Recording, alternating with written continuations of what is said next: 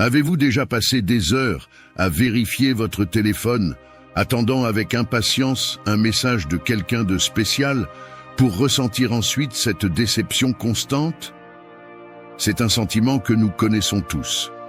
Le désir de l'attention et de l'affection de quelqu'un qui semble toujours hors de notre portée. Mais il y a de bonnes nouvelles. Il existe des techniques psychologiques qui peuvent amener cette personne spéciale à vraiment commencer à vous manquer. L'esprit humain est incroyablement complexe et l'un de ses traits les plus fascinants est le désir de ceux qui n'est pas facilement accessible. C'est le classique « on ne sait pas ce qu'on a jusqu'à ce qu'on le perde ». En appliquant certaines stratégies, vous pouvez faire en sorte que cette personne commence à regretter votre absence et à penser à vous-même lorsque vous n'êtes pas là. Voici 6 règles puissantes qui vous aideront à capturer son cœur et son esprit. La première règle pour captiver quelqu'un et lui faire vraiment ressentir votre absence est de cultiver une aura de mystère. Ce concept n'est pas nouveau. Depuis les temps anciens, l'inconnu a exercé un pouvoir magnétique sur l'esprit humain. C'est dans ce « que l'on ne comprend pas entièrement que réside la curiosité et le désir d'en savoir plus. Dans le contexte des relations personnelles, le mystère peut être un outil puissant pour créer une attraction profonde et durable. Quand on parle de mystère, il ne s'agit pas simplement de cacher des informations ou d'être réservé sans raison. Il s'agit de gérer consciemment ce que vous choisissez de partager et ce que vous préférez garder pour vous. Pensez à une histoire captivante. Tout n'est pas révélé d'un coup, mais l'intrigue se déroule progressivement, gardant le lecteur accroché. De la même manière, dans vos interactions, vous pouvez considérer chaque détail que vous partagez comme une pièce d'un puzzle, une partie d'un tout plus grand que l'autre personne souhaite compléter. Le charme du mystère réside dans sa capacité à créer une connexion émotionnelle profonde. Lorsque quelqu'un sent qu'il y a encore beaucoup à découvrir sur vous, ses pensées ont tendance à revenir sans cesse à ce qu'il ne connaît pas encore. Cela éveille un désir inconscient de passer plus de temps avec vous, d'en savoir un peu plus à chaque fois, ce qui fait que cette personne vous manque quand vous n'êtes pas là. De plus, le mystère préserve également votre autonomie. Dans un monde où partager des détails personnels est de plus en plus courant et parfois même attendu, choisir ce que vous révélez vous donne un contrôle sur la perception que les autres ont de vous. Maintenir une part de mystère vous permet de protéger vos limites personnelles, en veillant à ne pas devenir entièrement prévisible ou accessible. Cela ne vous rend pas seulement plus intéressant, mais montre également que vous êtes une personne indépendante, avec une vie riche et pleine en soi, sans avoir besoin d'une validation externe constante. En gardant une part de vous-même secrète, vous vous positionnez comme quelqu'un qui a une profondeur émotionnelle et personnelle qui ne peut pas être comprise immédiatement. Cette complexité perçue peut être incroyablement attrayante. Pensez à la façon dont les relations les plus fascinantes de la vie sont celles où il y a toujours quelque chose de nouveau à apprendre, quelque chose de nouveau à découvrir sur l'autre personne.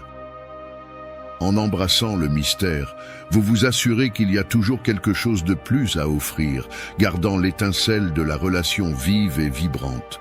Cependant, il est important de trouver un équilibre entre mystère et authenticité. Être mystérieux ne signifie pas être malhonnête ou trompeur. Il s'agit d'être authentique dans ce que vous partagez, tout en étant conscient de ne pas tout révéler en une seule fois. C'est comme peindre un tableau. Chaque coup de pinceau ajoute de la profondeur et des nuances, mais le spectateur doit attendre pour voir l'œuvre complète. En fin de compte, le mystère non seulement capte l'attention de l'autre personne, mais établit également une base pour une connexion plus riche et plus significative, où les deux partenaires explorent et découvrent constamment de nouvelles facettes l'un de l'autre. La deuxième règle pour faire en sorte que quelqu'un vous manque est de comprendre et d'appliquer le pouvoir de la rareté. Ce principe, profondément ancré dans la psychologie humaine, suggère que nous valorisons davantage ce qui est difficile à obtenir ou ce qui est présenté en quantité limitée. Dans le contexte des relations, la rareté se réfère à la gestion de votre temps, de votre énergie et de votre attention de manière à ce qu'ils soient perçus comme des ressources précieuses et non comme quelque chose d'abondant. Dans la vie quotidienne, l'abondance mène souvent à la familiarité, et la familiarité, avec le temps, peut conduire à la dévalorisation. Lorsque vous êtes toujours disponible, lorsque vous répondez immédiatement à chaque message ou demande, vous commencez à être perçu comme quelqu'un de prévisible et, dans certains cas, même comme acquis. Cela peut diminuer l'appréciation que l'autre personne a de vous, car ce qui est facilement accessible est souvent pris pour acquis. En revanche, lorsque vous introduisez la rareté dans vos interactions, vous créez un sentiment d'urgence et de valeur.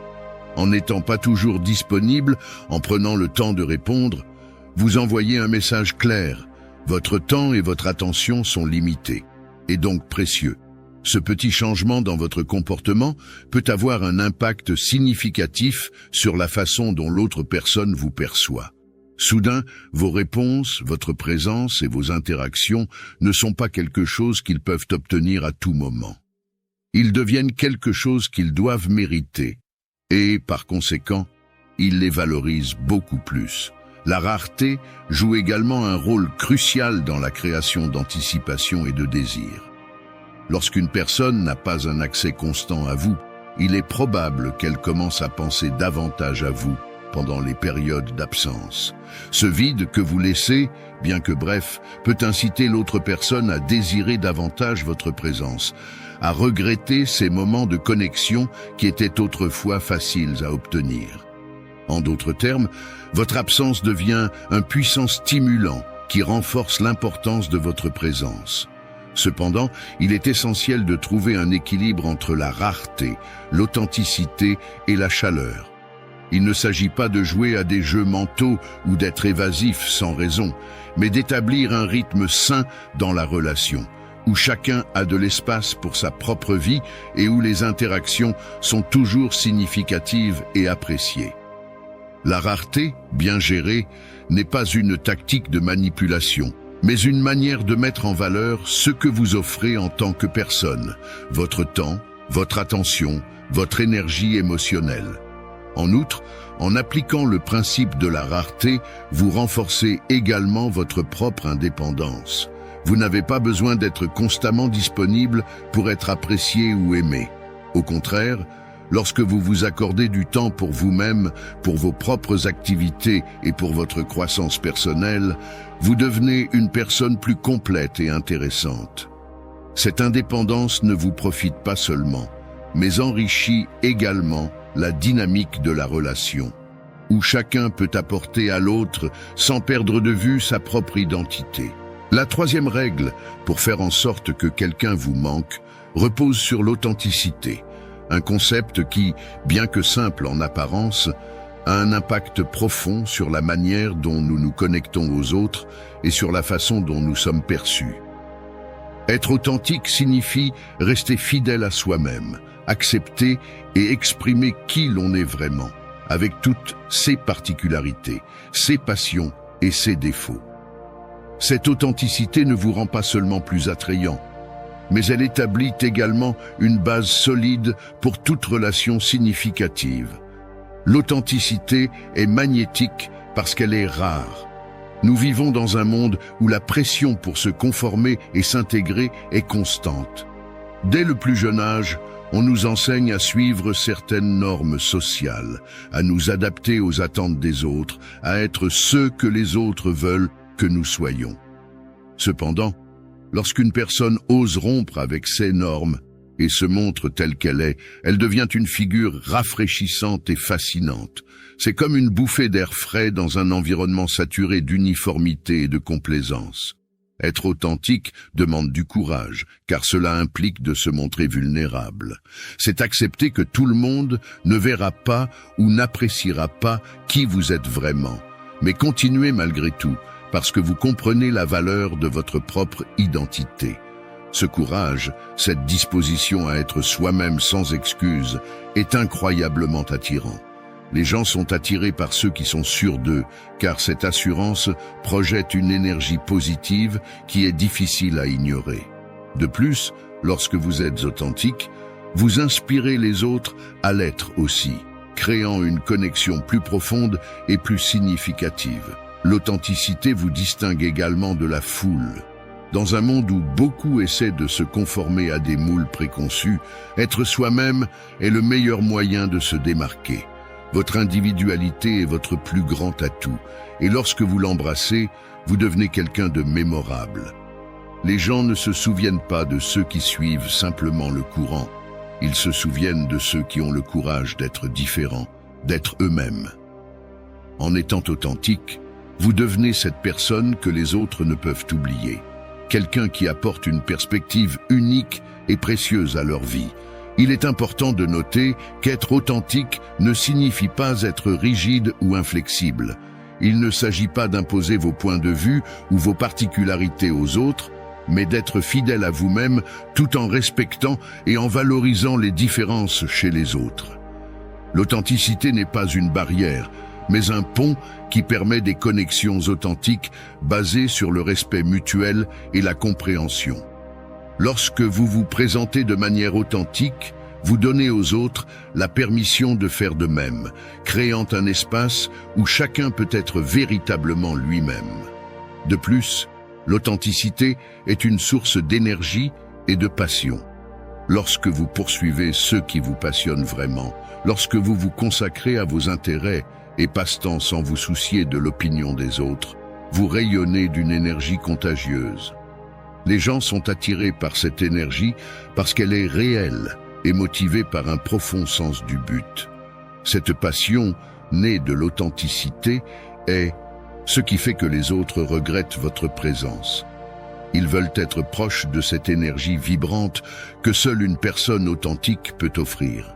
En fin de compte, être authentique signifie reconnaître votre propre valeur intrinsèque et ne pas dépendre de l'approbation des autres pour la valider. C'est vivre en accord avec vos valeurs, vos croyances et vos rêves, sans permettre que les attentes extérieures vous définissent. Lorsque vous y parvenez, non seulement vous devenez une personne plus heureuse et épanouie, mais vous devenez également irrésistiblement attirant pour ceux qui recherchent des connexions réelles et significatives. La quatrième règle pour faire en sorte que quelqu'un vous manque se concentre sur l'idée de laisser un goût de « revenez-y », un principe qui joue avec la psychologie du désir et de l'anticipation. Cette approche ne s'applique pas seulement aux relations personnelles, mais aussi à de nombreux autres domaines de la vie, tels que l'art, le divertissement et même la négociation. En essence, il s'agit de maîtriser l'art de la modération et de la gestion des attentes pour maintenir l'intérêt et l'excitation. Lorsque nous interagissons avec quelqu'un, que ce soit dans une conversation, un rendez-vous ou un simple échange de messages, il est naturel de vouloir prolonger ce moment de connexion, surtout lorsque l'interaction est agréable et fluide. Cependant, prolonger trop longtemps ces interactions peut diluer l'intensité émotionnelle et conduire à un point où l'expérience devient monotone ou prévisible. C'est ici qu'intervient la règle de laisser un goût de revenez-y. En terminant une interaction à son point culminant, lorsqu'il y a encore de l'émotion et du désir de continuer, vous créez une sorte de cliffhanger émotionnel, laissant l'autre personne impatiente de la prochaine fois où elle pourra se reconnecter. Ce désir de plus est un outil psychologique puissant. Lorsqu'une personne reste avec l'impression que l'interaction aurait pu continuer, son esprit a tendance à rejouer et revivre ce moment. Cette répétition mentale renforce le désir et l'intérêt, faisant que cette personne pense à vous bien après la fin de l'interaction. C'est une astuce subtile mais efficace pour vous maintenir présent dans ses pensées et émotions, même en votre absence. De plus, laisser un goût de revenez-y a également pour effet de préserver et de protéger votre propre valeur perçue. En ne donnant pas tout d'un coup, vous établissez un rythme dans la relation qui respecte vos propres limites ainsi que celles de l'autre personne. Vous dites implicitement que votre temps et votre compagnie sont précieux, et qu'ils méritent d'être appréciés à leur juste valeur. Cette approche non seulement augmente le désir de l'autre personne de passer plus de temps avec vous, mais lui apprend aussi à valoriser ces moments partagés. Dans un contexte plus large, cette règle favorise également la création d'expériences de qualité plutôt que de quantité. Plutôt que de prolonger les interactions jusqu'à ce qu'elles perdent leur éclat, vous vous concentrez sur la création de moments mémorables et significatifs qui laissent une impression durable. Cela ne signifie pas que vous devez être calculateur ou distant, mais que vous devez être conscient du flux naturel de l'interaction et être capable de reconnaître le bon moment pour conclure. Terminer une conversation ou un rendez-vous sur une note positive laisse les deux participants avec un sentiment agréable et un désir de « revenez-y », ce qui prépare le terrain pour de futures interactions tout aussi gratifiantes. Le concept de laisser un goût de revenez-y renforce également l'importance de l'anticipation dans les relations humaines. L'anticipation est l'un des ingrédients clés du désir. Lorsqu'une personne sait qu'il y aura une prochaine fois, mais pas exactement quand ni comment, son imagination commence à combler les lacunes, générant des attentes et alimentant le désir. Cet espace entre les interactions non seulement crée du temps pour que l'autre personne vous manque, mais augmente aussi l'excitation lorsque vous vous retrouvez enfin. Cependant, il est essentiel de gérer cette stratégie avec équilibre et authenticité. Il ne s'agit pas de manipuler les émotions de l'autre personne, mais de reconnaître et de respecter le rythme naturel des interactions humaines. Parfois, il est préférable de laisser une conversation se terminer à un point culminant et de laisser l'autre personne avec une impression positive, plutôt que de la prolonger jusqu'à ce qu'elle perde son charme. Ce faisant, non seulement vous maintenez l'étincelle de la relation vivante, mais vous créez également un environnement où chacun est toujours impatient du prochain rendez-vous. La 5e règle pour faire en sorte que quelqu'un vous manque repose sur la projection de confiance et de charisme, deux qualités qui, lorsqu'elles sont combinées, créent une présence magnétique et difficile à oublier. La confiance ne consiste pas en une démonstration superficielle de sécurité ou d'arrogance, mais en une reconnaissance profonde et authentique de votre valeur intrinsèque.